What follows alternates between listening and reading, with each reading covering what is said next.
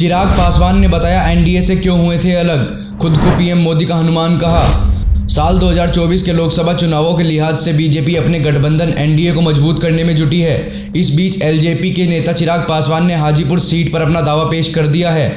इससे उनके चाचा और हाजीपुर के सांसद पशुपति पारस भड़के हुए हैं। आने वाले चुनावों को लेकर एक तरफ बेंगलुरु में विपक्षी दलों की मीटिंग चल रही है, वहीं इसी मकसद से मंगलवार को दिल्ली में एनडीए की बैठक भी हो रही है।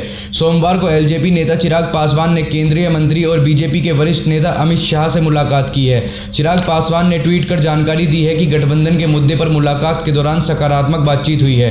बिहार में बीजेपी के पूर्व मुख्यमंत्री जीतन राम मांझी की पार्टी हिंदुस्तान आवाम मोर्चा, पूर्व केंद्रीय मंत्री उपेंद्र कुशवाहा की पार्टी राष्ट्रीय लोक जनता दल और एलजेपी के चिराग पासवान के गुट को एनडीए से जोड़कर गठबंधन की ताकत बढ़ाने में लगी है।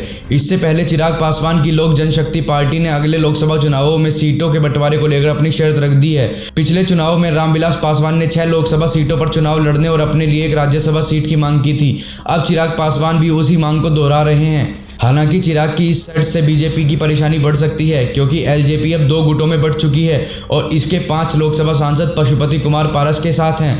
ऐसे में अगले लोकसभा चुनाव के लिए चिराग पासवान गुट ने एलजेपी कोटे की सभी सीटों पर अपना दावा पेश कर दिया है। दरअसल रामविलास पासवान के निधन के बाद साल 2021 में लोक जनशक्ति पार्टी 2 हिस्सों में टूट गई थी। इसका एक धड़ा राष्ट्रीय लोक जनशक्ति पार्टी उनके भाई पशुपति कुमार पारस के साथ है, जबकि दूसरा धड़ा उनके बेटे चिराग पासवान के पास। एलजेपी के राष्ट्रीय प्रवक्ता धीरेन्द्र कुमार मुन्ना के मुताबिक हाजीपुर सीट से तो हम चुनाव लड़ेंगे ही। हमारे राष्ट्रीय अध्यक्ष जी ने कह दिया है कि हाजीपुर सीट से हम चुनाव लड़ेंगे, इसमें कोई शक नहीं है। फिलहाल हाजीपुर सीट से रामविलास पासवान के भाई पशुपति पारस सांसद हैं। वो एनडीए के साथ भी हैं और केंद्रीय मंत्री भी हैं। वहीं चिराग पासवान खुद बिहार की जमुई सीट से सांसद हैं। हाजीपुर सीट से रामविलास पासवान लंबे समय तक सांसद रहे हैं। इस सीट पर चिराग के दावे के बाद पशुपति कुमार पारस ने भी तीखी प्रतिक्रिया दी है। पत्रकारों से बातचीत में पशुपति पारस ने कहा कि कौन है चिराग पासवान, मैं नहीं जानता चिराग पासवान कौन है। हाजीपुर के सांसद हम हैं, मैं वहां से चुनाव लड़ूंगा और जीतकर फिर से भारत सरकार का मंत्री बनूंगा। मेरा गठबंधन भाजपा के साथ है, चिराग पासवान के साथ नहीं। पशुपति पारस ने कहा चिराग पासवान अभी असमंजस में है। चिराग ने कभी लालू यादव या तेजस्वी का विरोध नहीं किया। मैं हाजीपुर का सांसद हूं और यह सीट किसी भी कीमत पर नहीं छोड़ूंगा। अब चाचा भतीजे के रिश्तों की ये नोकझोंक बीजेपी के लिए एक बड़ी चुनौती बन सकती है। एलजेपी में टूट के बाद चिराग पासवान अपने धड़े में अकेले सांसद रह गए हैं, लेकिन इस दौरान वो लगातार राज्य के दौरे पर रहे हैं और उनकी सभाओं में अच्छी भीड़ भी देखी गई है। एलजेपी में टूट के बाद साल 2021 के अंत में कुशेश्वर स्थान और तारापुर विधानसभा सीटों पर हुए उपचुनाव में चिराग पासवान ने अपने उम्मीदवार खड़े किए थे। इसमें चिराग पासवान के उम्मीदवारों को करीब 6% वोट मिले थे।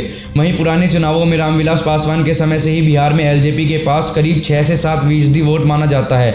यह वोट अब चिराग पासवान के पास नजर आता है, जबकि पार्टी में टूट के बाद पशुपति कुमार पारस के गुट ने कोई चुनाव नहीं लड़ा है, इसलिए उनकी ताकत का अंदाजा लगा पाना आसान नहीं है।